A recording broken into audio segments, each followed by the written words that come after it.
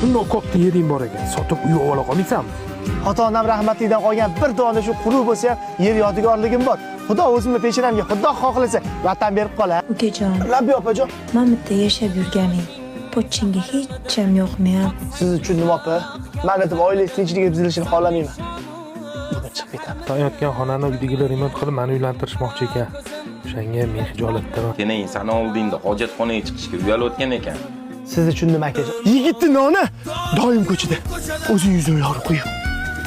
Bizda dehqonchilik, pulingiz o'zingiz bilan ketadi. Bizani Sabzavot mahallada 2 sutu, 2 etaj, 5-6 xonali tayyor uchastkalarimizni patkulch holatda 190 ming dollardan topshiryapmiz.